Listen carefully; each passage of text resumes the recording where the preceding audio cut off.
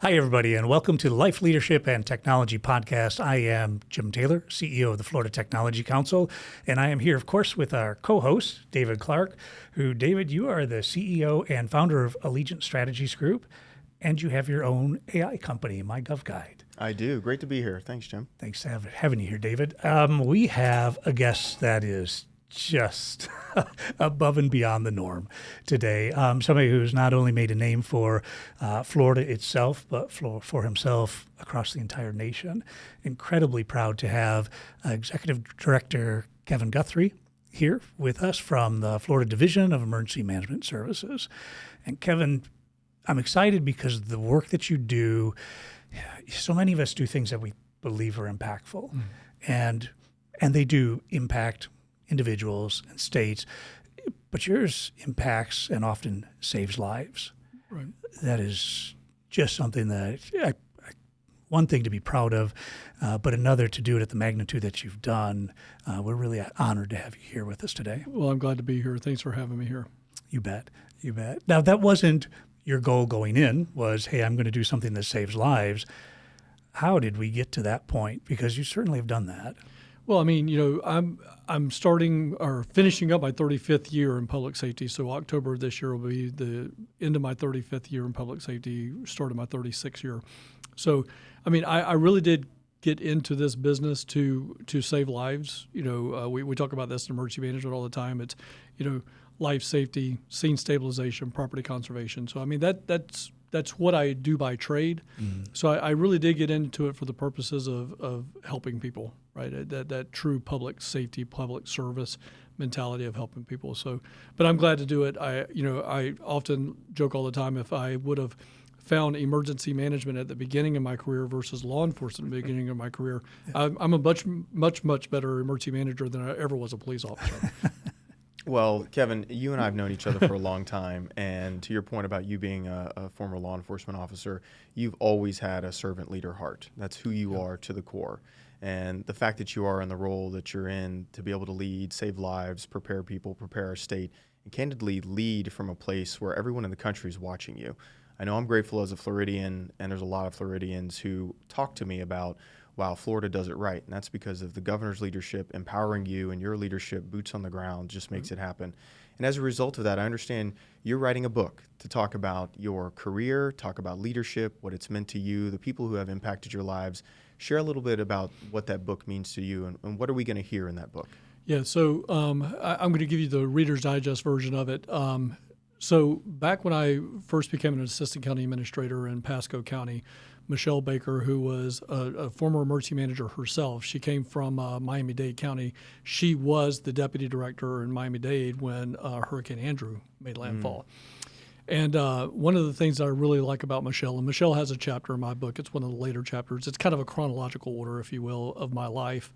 But Michelle's towards the end of the book, and she's got her own chapter, and that's maybe a future podcast. But she said, "Tell me something about yourself." She was always about let's not talk about work right away. Let's invest in the person, Kevin Guthrie. So she says, "Tell me something about yourself." And I told her, a story from my childhood and how a leader early on in my childhood made a difference. And she says, "Have you ever thought about saying thank you to those individuals, because this particular individual had passed away. It was one of my Little League baseball coaches who had since passed away." And I said, I've never really thought about it. She says, "You should write them a letter, pick up the phone and call them, because we never really think about doing that to the people that have trained us, that have mentored us, maybe had a little guidance in the path along our way." And I said, "You know what? That's a good idea." So I then started thinking about it, and somebody told me, they said, "Why don't you think about writing a book of thank you letters?" And, right now it's got a very long title. I'm hoping to go by the end of this year to publishing and really start locking this thing down. But basically it's a set of thank you letters to the men and women that made me the leader that I am today. Okay. Well, it sounds like one of those chapters is about John Gifford. Yes. Can you tell us about that one? Yeah, so John Gifford, he was a friend of mine, a colleague at the Jacksonville Sheriff's Office. We both taught at the police academy together. And we were both high liability instructors, which means we were certified to teach firearms, driving, defensive tactics, and things like that. And one of the things that John was always about, and he and I would go to lunch just about every day. He says, we always got to challenge the standard. He says, people are not going to, as police officers, there's not going to be pieces of paper that we may have to shoot at. And we don't need to just strive to shoot at 80% or drive to 80% or do first aid to 80%. People are depending on us to raise the bar, raise the standard, challenge the standard, and let's, instead of 80%, let's shoot for 95%. And John Rutherford, who is a congressman now, John Rutherford, Sheriff Rutherford, was always trying to get us as a training staff to challenge ourselves to be bigger and better instead of static, turn, fire 2 shots in 3 seconds, that type of thing. People don't stay static. Cars are not static. We need to shoot at moving things. We need to learn how to do those things. So, we were one of the first agencies that really sought to do new innovative training on the firing range, on the driving track. I remember I was the lead motorcycle instructor there, and we were talking about how do we do those police things from a motorcycle, and could you use a motorcycle for cover? And the instructors that came before me figured out a way to do that. But then we started figuring out, how do we get better at tactically engaging from a motorcycle as we're bringing that motorcycle to a stop? Go places that motorcycles are designed to do. You can take a motorcycle off-road where you can't not necessarily take a four-wheel vehicle. So all of those things, those are just some very, very quick examples of raising that standard. And today, I'm doing that at the Division of Emergency Management. Our vision at the Florida Division of Emergency Management is simply to be the best in everything we do. We want to lead the industry in everything we do. Mm-hmm. So that's constantly challenging ourselves on a day-to-day basis to raise that standard, raise that. We were fast. We had 53,000 people this last year that we staged for electrical service connections and restoring that electrical grid. Next year, how do we get to 55,000? Because if we could restore it in 4 days with 53,000, if we get 60,000, we could restore it in 3 days, right? So constantly raising that standard and finding out how we can do that. So that's my John Gifford chapter in a nutshell, but constantly challenge yourself to raise the standard, raise the bar, whatever that bar is, raise it and keep getting better. So you've really lived a life of why not? Right. Why not challenge the norm? Right. And I think it's important to emphasize for our listeners that when you say 53,000 linemen and support staff, it's not just 53,000 in one place. There is a whole world of logistics orchestration that goes behind that to make sure people are at the right place at the right time. And your team is what works with those private sector companies to make that all happen. Yep. So, we talked about challenging the norm, and you referenced you're doing that in DEM. Talk about exactly how, because you're working in a very dynamic, agile environment where the game's constantly changing. And it's not just storm activations you're dealing with. You're dealing with mass casualty events. You're dealing with condo collapses. You're dealing with, you're trying to help people sometimes at the worst possible day of their life. So how do you keep that innovative mindset while dealing with sometimes horrific situations, and it's dynamic? Well, at the end of the day, David, it's not easy, right? And if it was easy, everybody would do it. But it is a challenge to engage at I think it's best probably like this. A lot of people look at us as a public safety agency, and to be a public safety agency where we're helping fire, law enforcement, EMS, even to a point of electrical, because that goes to a core of public safety. It's very, very difficult for us to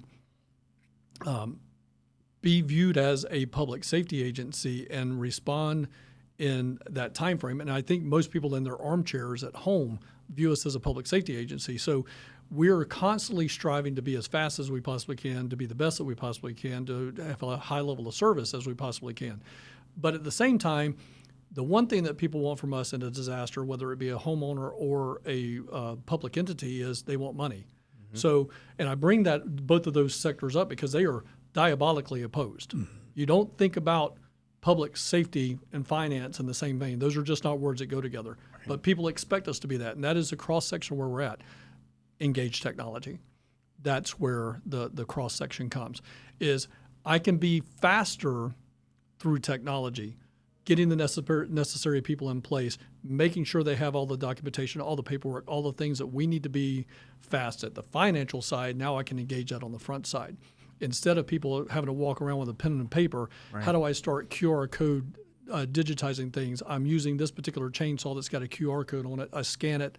Now I've got that connection to that person, Kevin Guthrie, that's using this chainsaw or this piece of equipment in the field on this day at this time, geographically, on the backside in either an application or some other type of photograph. I now got my XY coordinate. That I know where I'm at, what I'm doing, when I'm doing it, how I'm doing it. So, and those are all things that FEMA wants to see at the end of the day. That is the cross section. Ultimately on this podcast about engaging the technology and trying to lead, that's where we're at. And I used to have to do the paperwork for the Jacksonville Sheriff's Office in 2008, Tropical Storm Faye, 2010, Tropical Storm Beryl. I was the one tasked with pulling all of this literally, paper together and try to read police officers who thought they were doctors, their handwriting as to what they were doing and so on and so forth. I said, man, there's got to be a better way, because I learned very early on if we can get digital data in, and I would even go one more step to say good digital data in, I can get good digital data out, and I can get so much faster that. And we've done that at the Division of Emergency Management. We have certainly gotten much faster at what we do. We've knocked years off of payments and years off of reimbursements, which when I came in, we're taking 3 or 4 years. We're now getting that stuff done in less than a year. Yeah. Now, you're talking about innovation then within an agency, or any organization. It's a state organization, state or federal. They're not known for innovation. They're not known for being able to quickly adapt and move. And we have protocols in place, and you've had to challenge those at times. Yeah, and like I said, it's difficult. I'm sure we're going to probably get to a point of talking about organization change management, if you will. But in traditional government work, that is hard. Yeah, that is very hard. Yeah, it almost seems like a good time to talk about organizational change management. Yeah, it should. Well, and let's do it from the perspective of comprehensive organizational change management. There are many agencies who do one or two things where they're trying to optimize or innovate or modernize within one bureau, one program or the other. But what you did was you took a comprehensive approach because it all fits together. Right. That is unique, and you had to challenge a lot of norms and integrate some significant change management. How'd you do it? Yeah, so I think there's a couple of things to unpack here, and I know that we're really ultimately here talking about technology, but this is, I think, I'm passionate about it. This is where leadership engages technology, right? I said at one of the Florida Tech Council summits in the past is, as an agency head, you have to own that OCM. You have to own that organization change management. You have to lead that from the front. You cannot be passive about that. You've got to be active about it. And I think that's one of the things that's helped us. But I say that to say this, when you think about servant leadership and organizational change management and being the principal of the organization, owning those things, again, a lot of those things don't necessarily naturally weave themselves together because obviously as a part of servant leadership, we want to empower. Right, but then you gotta have some ownership of those pieces. So I've often said, 6 years after the fact of starting a major, massive technology overhaul in the Florida Division of Emergency Management, I have said, if I had to do this all over again, I wouldn't do it. Yeah. Because it is that difficult. So when you think servant leadership, you think the leader is at the bottom of the paradigm versus at the top of the paradigm in a traditional organization chart, and then getting people to empower it. Probably the hardest thing that we had to deal with first, from a leadership challenge, an empowerment challenge, and an organization change management challenge was really making our employees understand that we do believe in them, we do trust them, we do want them to work smarter, not harder. And really focusing, why are we doing this? We're actually doing it for you. Right. We see you. We see you working there 40 hours a week, sometimes 60 hours a week as we get into the end of the legislative budget session, the end of close of the fiscal year. Our finance folks are working 60, 70, 80 hours a week. And why?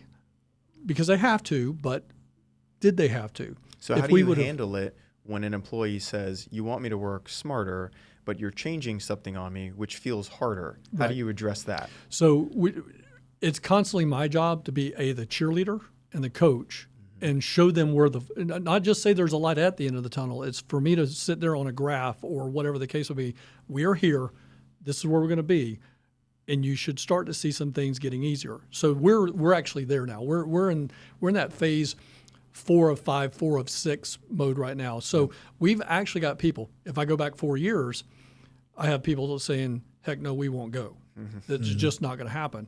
But over time now, I'm at that point now where I've got organization change management buy-in at the lowest level. And now we've got people coming to the table saying, hey, I think this product could do this. And we say, yes, it can. Yep. So now we have turned that corner now to where we're getting, instead of it's top down, this is how we engage the technology. We're now starting to get that organic bottom up. Right. And people are actually finding ways to utilize the system for their benefit and saving more time on themselves. So it really hasn't been a technology challenge as much as a learning and adoption challenge. Yeah. So I would say it's probably 80-20. It's 80% to your point, Jim. There's always going to be the 20% that is, hey, this is a new technology. I'm used to using Excel. Now I'm using a Salesforce platform.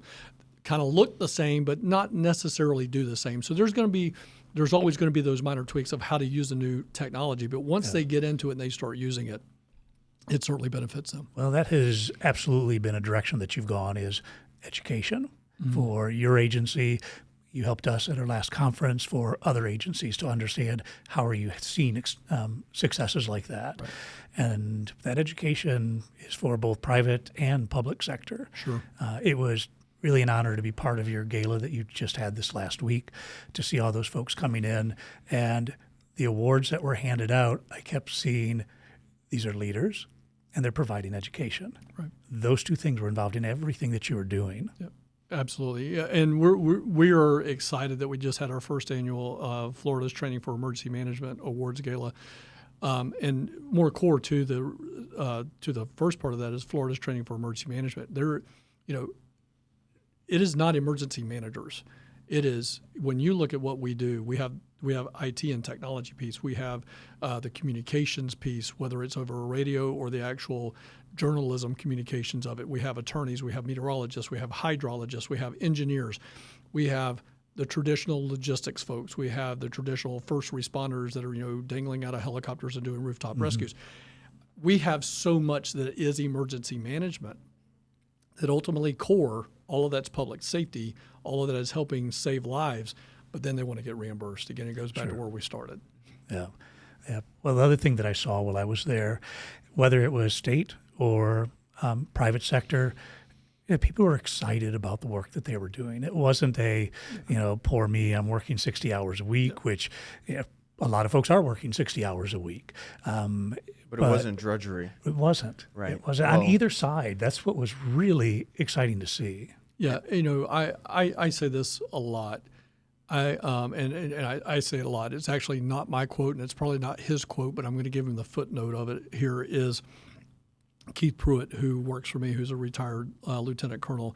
He says, give me the people that want to versus the people that will do.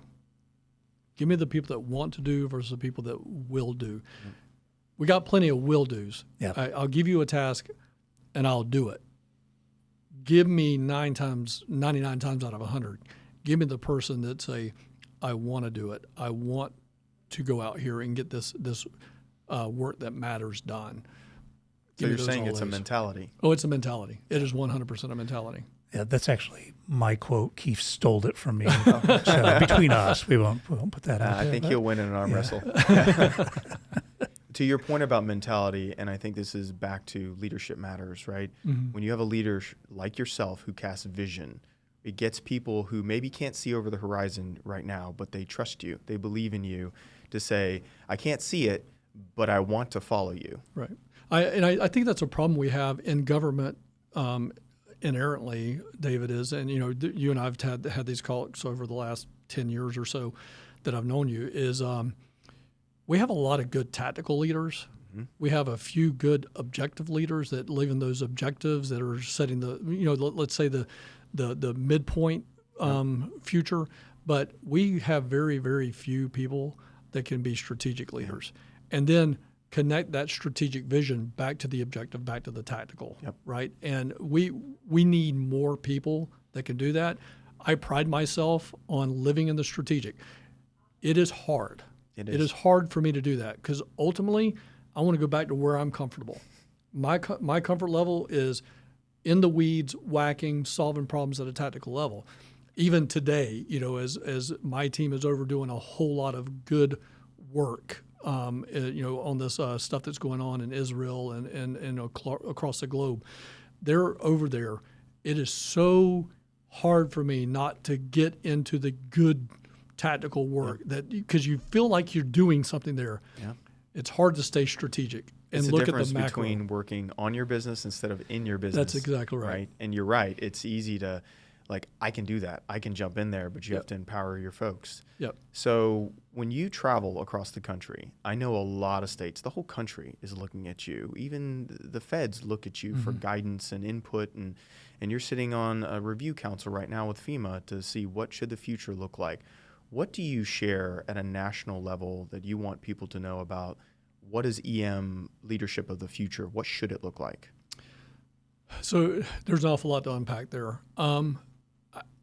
I said that this last week at the training conference that we did is you cannot be in a position of fear in making decisions. You cannot make decisions from a position of fear. It just cannot do it. And right now, what's going on across this country is people are making a lot of decisions based on the unknown, but from a position of fear.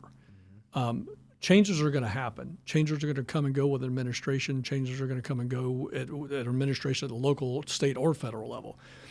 But what I've been encouraging citizens or trying to encourage citizens here in Florida is Florida does not. Ron DeSantis, Kevin Guthrie are never going to make a decision from a point of fear. We are going to make a decision from a point of life safety, scene stabilization, property conservation, from and what's best for the viewpoint of a Floridian, period. And what I would say is what we do better than anything here is we don't get paralyzed by that. We go and do the right thing at the right time with the right people for our people. That's what I would say has got to get up to the other states that are like, oh my God, the sky is falling and FEMA is not going to be there, or maybe they are going to be there, or there's going to be some other agency that rises from the ashes. Again, all of that's white noise. Right. What we've got to get back to is you need to focus on what's right for your people right here, right now. Don't get wrapped up in, is there going to be money there? Is not going to be money there?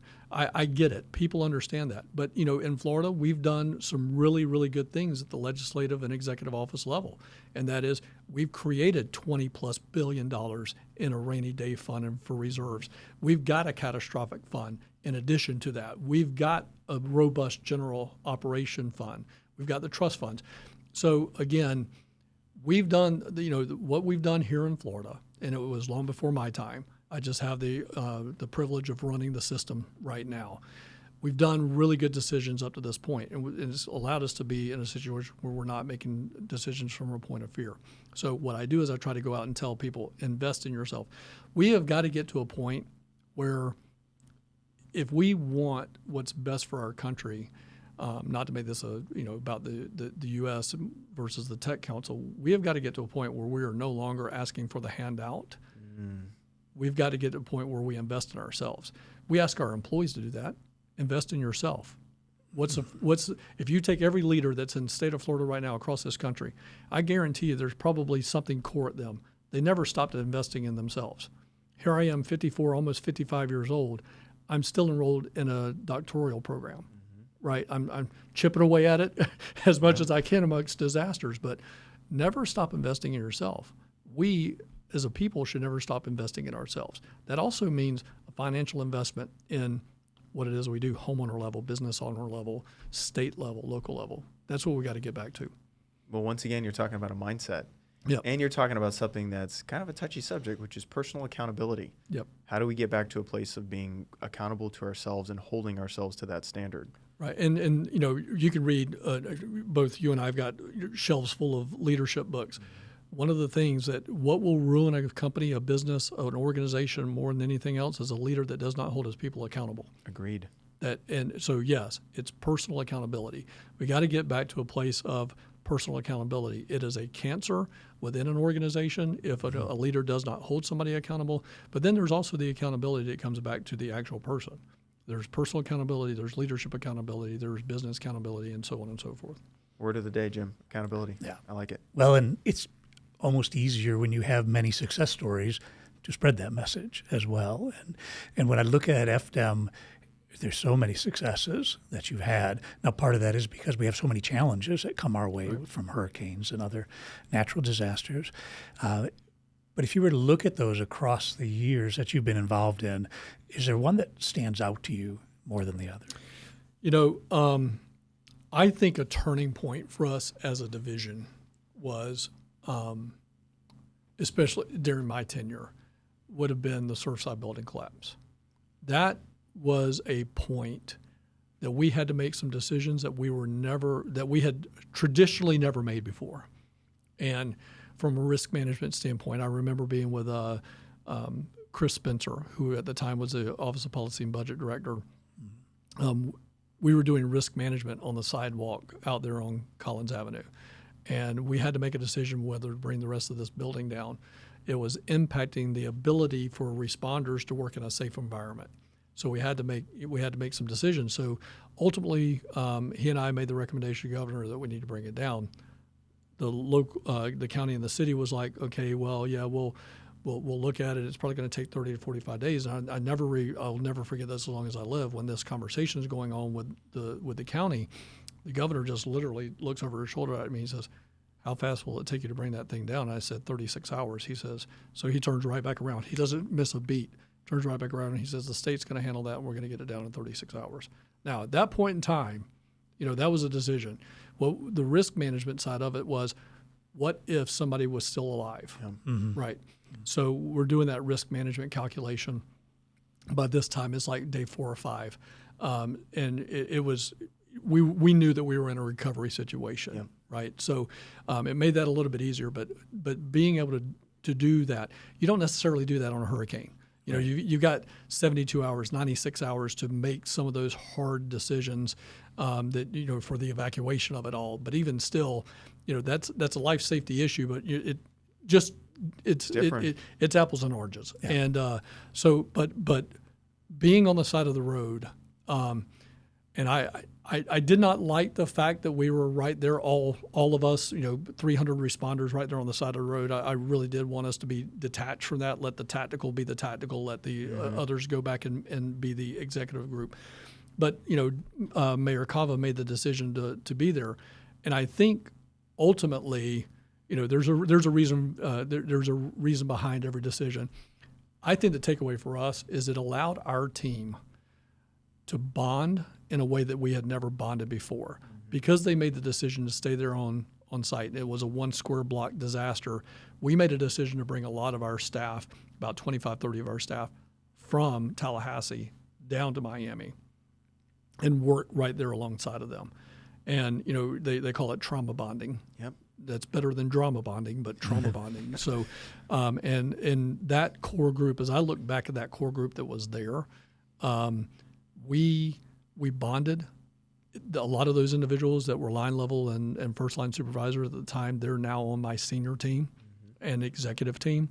And it really made a difference. But I would say the one thing that got us on board, and that was honestly the springboard to the technology. It was right about that 4 year ago mark now, believe it or not. We're coming up on the 4th year of that. And I'm sorry, we're actually coming up on the 4th year. I had to remember what month we were in. The days run together. But that really was the springboard of a turnaround in our agency where people came together. They started building a trust in one another. They got to be with one another, got a different perspective. Yeah. The Simon Sinek, finding your purpose, finding your why. Mm-hmm. People started figuring out other people's why. And there's that word again, perspective. Yep. Yeah, that is a big call, though, to make a decision like that. And because, again, we're talking about lives here. So when I look at FDEM, you have several folks on your team that I would believe have that ability, have that leadership 100%. Capability to make those calls. Is that something, however, that you can train into someone?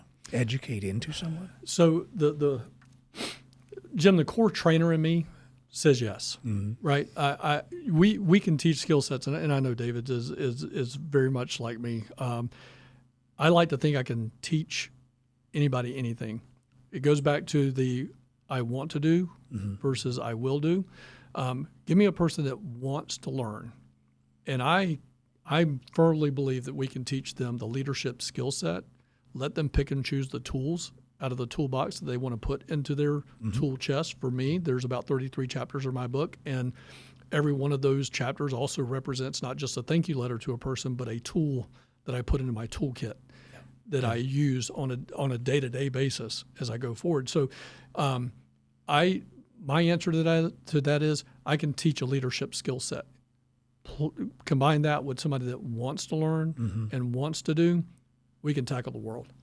Yeah, and you're doing that. Your foundation, I have tremendous respect for the work that you're doing with that. It has been one of our goals for the last few years is to use those foundations to provide the education for our state agencies, for the people within their agencies, because they're the ones that are doing that work on the ground. And we're seeing that now with the work that you do and your gala that you have, and then the funding goes back into your foundation, using that for trainings and educations. Right. At what point did you see that as this is needed? I never envisioned a foundation that would do something like that, but I give all credit to the First Lady. She several years ago, coming out of Hurricane Ian, there's too many ice storms. Hurricane Ian, she realized that things were too bureaucratic, too backed up, and she says, you need to have your own direct support organization to help you do things.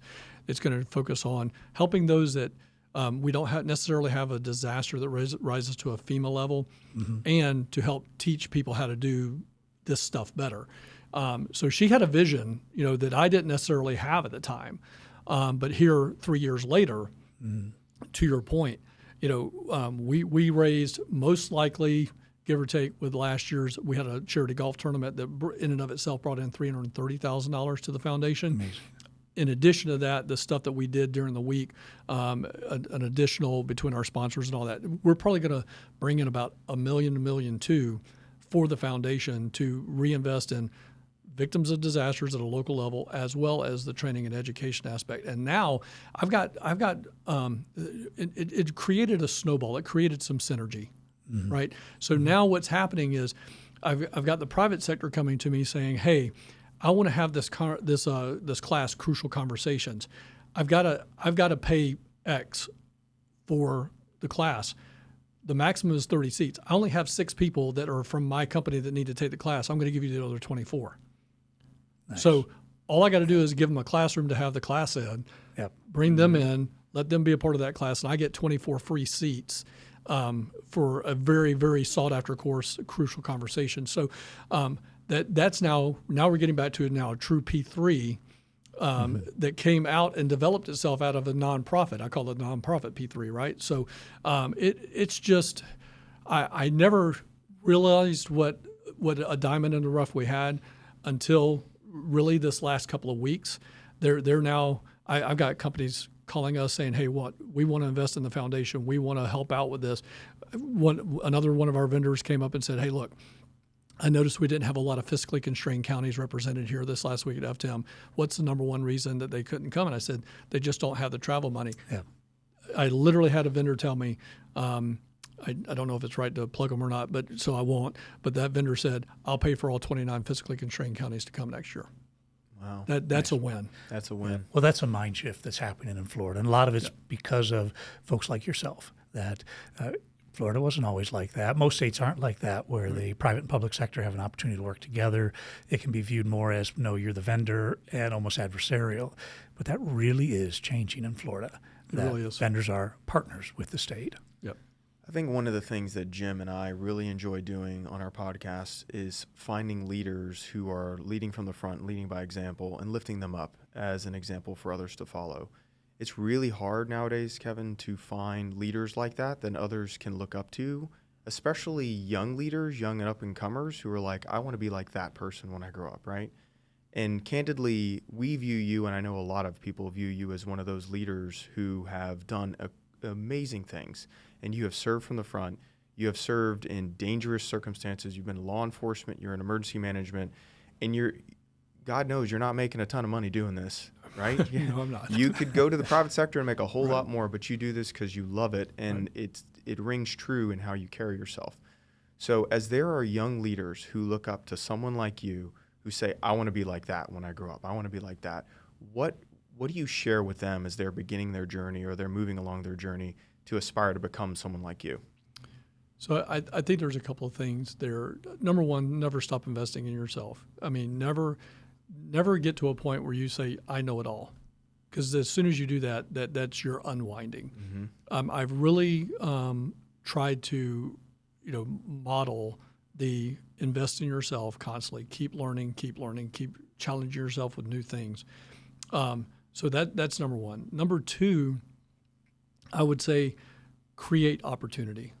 And we've heard, there's tons of leadership coaches out there would say, be the first to raise your hand. Mm-hmm. Try something new. Put yourself out there. Be a standout.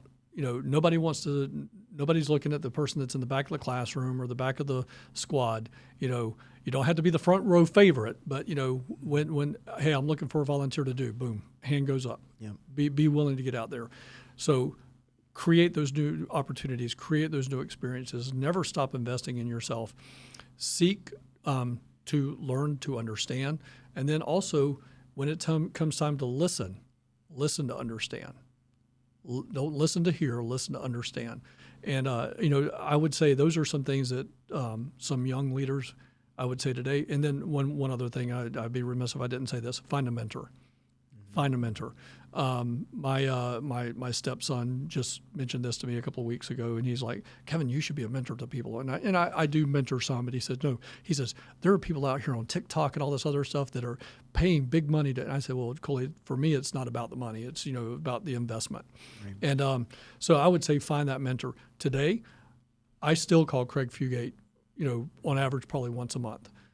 Craig created a team back in the early 2000s, these state emergency response teams, incident management teams. I was on one of those incident management teams. Craig didn't know me from Adam back then, but I started looking to him as a mentor, listening to the things he was saying, and then applying those things that he was talking about. To this day, I now have a different relationship with him, right? So I can actually pick up the phone and call Craig Fugate. And I know he's going to answer my call, and he's going to give me his advice, whether it's good, bad, or ugly. He'll give it to me. He'll tell me things that I don't want to hear. And you need to have somebody in your life that'll do that. So again, those things plus the mentorship aspect. And again, maybe it's not just one mentor. Because for me, Craig is very, very good in that arena for emergency management. Mm-hmm. But also something I have to do every single year is run the political. Right. So I've got a couple of political mentors that are probably listening to this podcast right now that I'll leave their names nameless. Yeah. So that, but yeah, you need to, where are you weak? What, I remember that, and I will say this, Jared Moskowitz told me, he says, Kevin, you're a great emergency manager. You're a great tactician. He says, your downfall is going to be the politics. You've got to learn the politics. And I took that criticism. I took that very well. And I said, yep, that's an Achilles heel for me. I've got to immerse myself and start surrounding myself with people, coach me, teach me. Yep. And gaps again, with advisors. Yep. And again, Jared being the opposite political party, I literally got to see him. He's a scalpel. He is not a wrecking ball, even though people think he is. He is a political scalpel. And I learned a lot from him. You said something earlier, and it's the difference between hearing and listening. Can you explain what the difference? Because so many people miss that nuance, and it's huge. Yeah, no, I have this happen all the time. You'll be in a bureau chiefs meeting or a department heads meeting or whatever it is, and you'll see them. They're sitting, they're listening to hear. They're not really engaged. They may take a note or two here and there. They're on their phone. They're on their laptop. They're doing whatever they're doing. But really listening to understand. We have lost an art of sitting through a meeting and actually listening and taking notes, and getting that other sense involved to the point of learning of writing those bullets down that the speaker is speaking about. I don't make it easy for my team. I don't. They have to come in. I don't have an agenda, in essence, set with bullet points and notes, because if I do that, then I've taken away everything they need to know about the meeting is on the sheet of paper. Right. So I have very rough topics, and then I have my notes of things that I want to talk about, so that they get into a point of active listening. They actually have to be an active participant to get the takeaways that they need to then go back to their departments or their units and end up dumbing, or not, I shouldn't say dumbing down, but passing down to their employees. So, but that's almost a lost art now. So again, you've got to be an active listener. You've got to listen to understand. Take the time. As my mom told me, God gave you 2 ears and 1 mouth for a reason. Listen twice as much.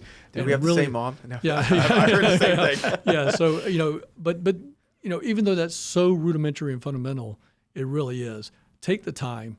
I think if you paraded every one of my senior executive staff and my senior level staff and my bureau chief, even my junior staff, they would say, when I go into his office, he looks me in the eye. Mm-hmm. I can tell he's listening to me. He's nodding. He's taking notes. He's giving me feedback. He wants to clarify. For again, this is not to teach a basic college class here, but so the way that I understand what you're saying is, and do a read back. Yep. Those are things of listening to understand versus just listening and being present to hear. That's great. Well, it's Be not present. easy, though, because if you look at it, especially for agencies, a lot of cases you are building the plane in flight. So there never seems to be, okay, this is a downtime and now I can sit back and I'm going to go learn this, or I'm going to. So it's a challenge. No, it is, Jim, but at the same time, you've got to make the opportunity, right? I arguably there's 20-something other agency heads that would say they're just as busy as us. I would argue, I don't think so. It was Father's Day yesterday, and we had 20 people in the EOC working about a 20-hour day yesterday because of what we're working in a time zone that's 7 hours ahead of us. But that does not negate the fact that I need to invest in my employees. If I'm doing that servant leadership correct, if I am doing the things that I should be doing and empowering and delegating down, then it frees me up to look back at the macro of it all, do the management by walking around and engaging that employee. Hey, is there anything I can do for you? Hey, I know we brought you in here today, but did you get a chance to have dinner with your family? Keith Pruitt's a classic example of that. He had 2 events going on. I think he had a birthday, maybe not his birthday, but a family birthday, and then Father's Day. And I said, Keith, look, Polly for me and Coley, they're down south. Get out of here, go home. Have some connection time. Come back when you're done, right? If I'm doing it right, if the leaders are doing it right, it allows us to provide those opportunities and seek those opportunities out to do it. So it is difficult, but you just got to, as leaders, you got to get yourself to a point where you can manage those things and create the opportunities where you're actually engaging the individual. Yeah. Well, you were doing it right, because we saw the fruit from that. Again, at this gala this last week was just remarkable to see the family that was there together. No, absolutely. We wanted spouses to come in. We even acknowledged the spouses of the individuals that are the men and women behind the men and women. Yes. They go out and live in a hotel for 77 days and don't get to see their family. And that allow us to be able to serve Floridians across the state. And it is a family, very, very much a family oriented business that we're in. Yeah. Well, you're doing it right because people want to come and work for you. They want to work at DEM, even though they know it's stepping into the fire, because they want to work for a leader like that. And I think Colin Powell once famously said in a speech that if you know you're a leader, if people follow you in so much out of curiosity, right? Right. And so people want to follow you into whatever storm fire is coming at us. So I applaud you for that. Thank I you. know we're running out of time, but what does the world not know about Kevin Guthrie that you would want them to know? I would say ultimately that I don't do this as self-serving. I talk to all 67 county directors every single year. It's something I pride myself on. I get into their offices with them in their counties. I don't, when they're up here or they're somewhere else, we still engage, but I really strive to get into every single county every single year. And I've received some feedback that says, hey, I like what you're doing, but sometimes it can come across as self-serving, like you're trying to empire build or something like that. I think what I would say is I'm truly passionate about this profession, and I want to change this industry. I want to be that. Again, it's not that I'm trying to be Craig Fugate, but Craig Fugate was the emergency management director in this state at a very, very crucial time. I happen to be that person right now at, I think, another crucial time in our country's history. And this is not for me. To your point, David, you pointed out that I could go to the private sector and make a whole lot more money.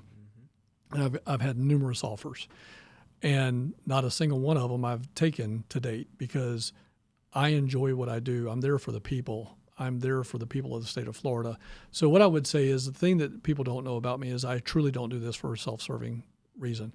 I really, truly am passionate about the industry, and I want to change the industry. I want to lead the industry for the betterment of the state of Florida, the betterment of the country, even the betterment of emergency management worldwide, and teach and help people understand there is a better way, not necessarily an easier way, but there's a smarter way to get things done by bringing it back to this podcast, leveraging the technology, leveraging the comprehensive process managements that streamline the processes to get things done.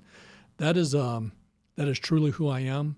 I think when this is all said and done, I don't know that I even go to the private sector, but I was talking to former Lieutenant Governor Nunez, now President Nunez. I said, I think utopia for me, I could sit in a classroom and teach these methodologies for the next, until I die, and I'd be a very, very happy man. Well, whenever that day comes, and I hope it's a long time from now, because I'm grateful that you're our DEM director. I hope whatever organization takes you realizes the value of the asset and is ready for the pace at which you move, because you move at a breakneck pace. And again, I'm grateful, and I know a lot of Floridians are. Well, thank you, David. I appreciate the opportunity to come. And in the meantime, we're going to continue attending your class because you are teaching now without even being in a classroom. In your last conference that you had, walking to every vendor, shaking every hand and thanking them for being there and being part of that, that is something I had not seen ever before in an event like that. Yeah, no, they invest in us. Yeah. I need to invest in them. And again, I truly am grateful because I can't, I've got the vision. I got that strategic vision. We want to be the industry leader in everything we do. I can't do that alone. There's just no way that I can do that alone. It's going to take a team to get it done. It's going to take backing to get it done. It's going to take vendors to get it done. It's going to take investments into our nonprofit to get it done. It is truly a team effort. But man, what are we? We're on the cusp of something really, really special in the emergency management industry in Florida. Agreed. I firmly believe that. Agreed. Well, thank you. Thank you for investing in us the way you have over the years, and we certainly are there for you every step of the way. I appreciate it. I really do appreciate the partnership with the Technology Council, and I look forward to speaking every single year at your Technology Summit. We will take you up on that, sir. Absolutely. Thank you, Kevin. Thank you. David, thank you, sir. Absolutely. Thank you.